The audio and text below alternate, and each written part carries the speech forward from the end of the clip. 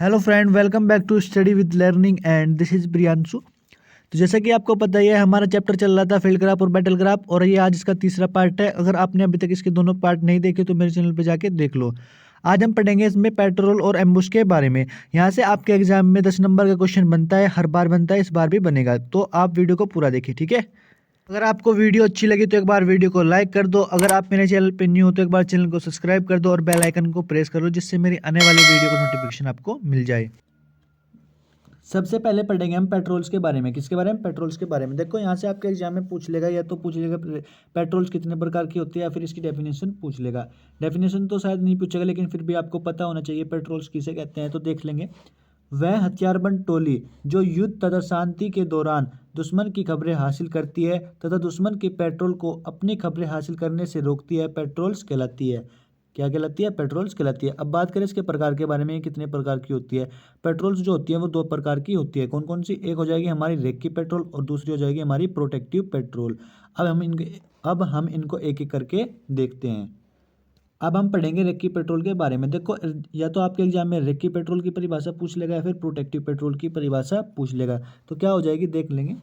वह हथियारबंद टोली जो दुश्मन के इलाके में जाकर दुश्मन की खबरें हासिल करती है तथा अपनी खबरें दुश्मन को मिलने से रोकती है, या फिर ऐसा भी बोल सकते हैं कि दुश्मन को अपनी खबर हासिल करने से रोकती है, रेक्की पेट्रोल कहलाती है। क्या कहलाती है? रेक्की पेट्रोल कहलाती है। इसकी नफरी 2 या 3 जवान और एक जेसीओ होता है। आई थिंक आपको ये समझ में आ गया होगा, लेकिन अगर आपकी फिर भी समझ में नहीं आया तो मैं बता दूं। कोई भी एक ऐसा ग्रुप हो जाएगा जो दुश्मन के इलाके में जाएगा, दुश्मन के इलाके में जाकर उनकी गतिविधि को नोटिस करेगा और अपने ऊपर वाले अधिकारी को बताएगा, ठीक है। इसकी नफरी कितनी हो जाएगी? 2 या 3 जवान और एक जेसीओ होती है।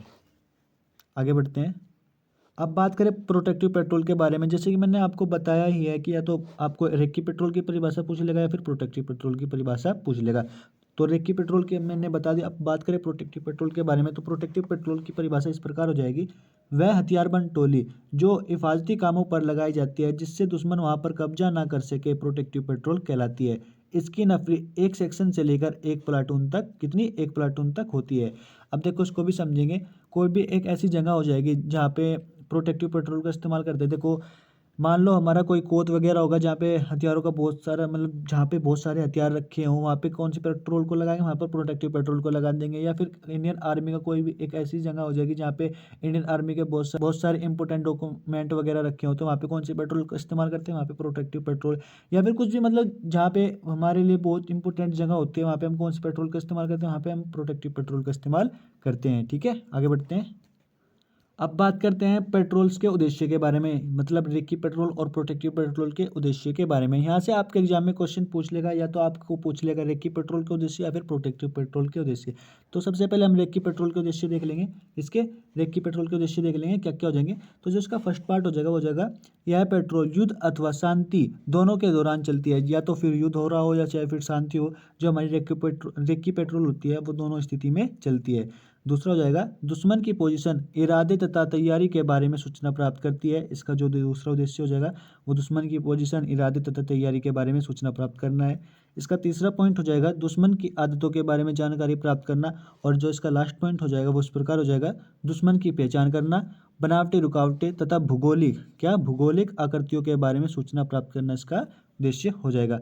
अब हम देखेंगे प्रोटेक्टिव पेट्रोल के बारे में। देखो, जैसे कि मैंने आपको अभी बताया, या तो आपके एग्जाम में रेक्की पेट्रोल के उद्देश्य पूछ लेगा, या फिर प्रोटेक्टिव पेट्रोल के उद्देश्य पूछ लेगा।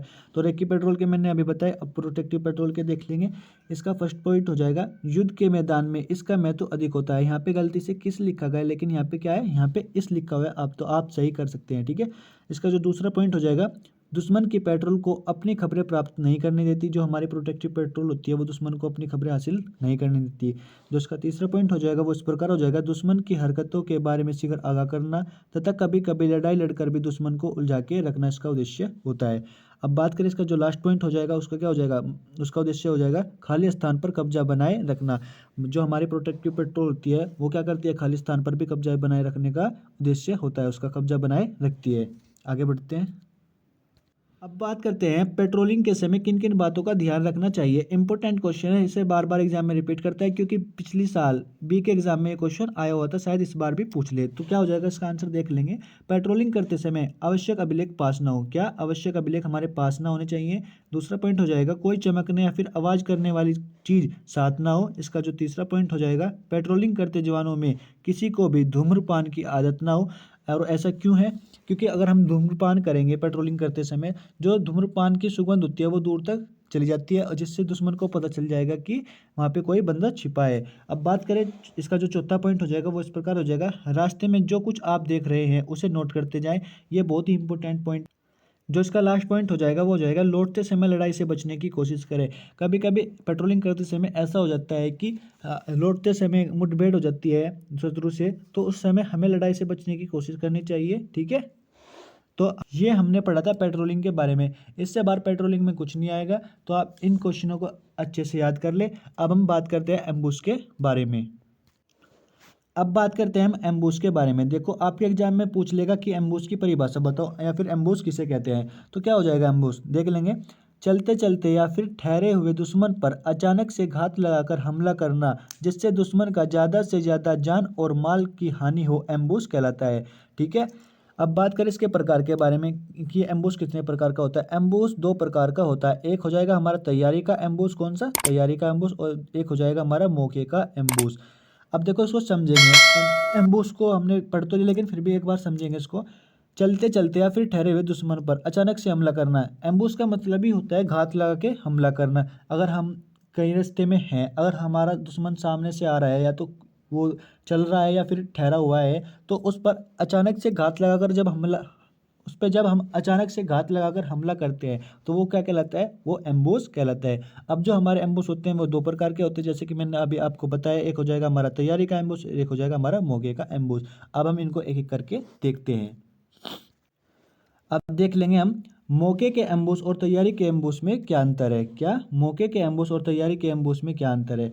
जो हमारा मौके का एम्बुश होगा, सबसे पहले हम इसके बारे में देख लेंगे कि मौके का एम्बुश क्या होता है। ठीक है, इसके बारे में देख लेंगे, मौके के एम्बुश के बारे में। आपको एग्जाम में डेफिनेशन भी पूछ सकता है इसकी, या तो फिर आपको मौके के एम्बुश की डेफिनेशन पूछ लेगा या फिर तैयारी के एम्बुश के बारे में पूछ लेगा, या फिर इन दोनों में अंतर भी पूछ सकता है। तो देख लेंगे, वह हथियारबंद टोली जो अचानक से मिले शत्रु पर वह हथियारबंद टोली जो अचानक से मिले शत्रु पर घात लगाकर हमला करती है और दुश्मन को ज़्यादा से ज़्यादा माल और जान की नुकसान करती है, इसे मौके का एम्बुश कहते हैं। जैसे कि मैंने अभी आपको बताया, एम्बुश का मतलब ही होता है घात लगा के हमला करना। अगर अचानक से दुश्मन मिल जाए और उस पर हमला करना पड़ जाए तो उसे क्या बोलते हैं, मौके का एम्बुश।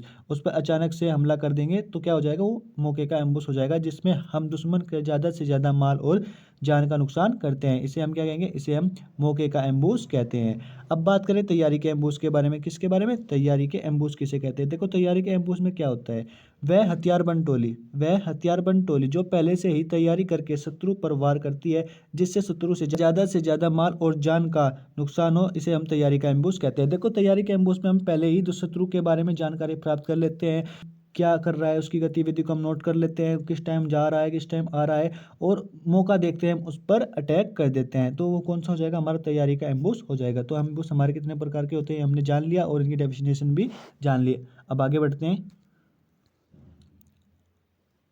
अब बात करते हैं हम एम्बुश की बनावट के बारे में। देखो यहाँ से क्वेश्चन इंपॉर्टेंट क्वेश्चन बन रहा है ये, क्योंकि आपके एग्जाम में यहाँ से पूछ लेगा कि एम्बुश की बनावट बताओ। ठीक है, तो एम्बुश की चार बनावट होती है, कौन कौन सी, एक हो जाएगी हमारी स्काउट पार्टी, एक हो जाएगी कवरिंग पार्टी, एक हो जाएगी रिजर्व पार्टी और एक हो जाएगी हमारी स्टॉप पार्टी। तो सबसे पहले हम स्काउट्स पार्टी को देख लेंगे। इसका क्या काम होता है, इन्हें देखने या फिर सुनने वाले व्यक्ति के रूप में रखा जाता है। इनका मुख्य कार्य शत्रु के आने की पूर्व चेतावनी देना होता है। और स्काउट्स का क्या कार्य होता है, इनका कार्य होता है, अगर दुश्मन को देखने वाला सुनने वाला इन्हें माना जाता है। इनका मुख्य कार्य क्या होता है, दुश्मन के आने की सूचना देना इनका कार्य होता है। अब बात करें कवरिंग पार्टी के बारे में। कवरिंग पार्टी का क्या कार्य होता है, यह फायरिंग पार्टी के रूप में जानी जाती है, किसके, फायरिंग पार्टी के रूप में या फिर कवरिंग पार्टी के रूप में भी जानी जाती है। इसका मुख्य कार्य कमांडर के संकेत पर किसके संकेत पर, कमांडर के संकेत पर शत्रु को हदाद करने और उन्हें धोखे में डालने के लिए फायर करना होता है। क्या, शत्रु पर मतलब शत्रु पर फायर करेंगे और उन्हें धोखे में डालना इनका काम होता है, किसका, कवरिंग पार्टी वालों का, फिर इसको हम फायरिंग पार्टी भी बोल सकते हैं।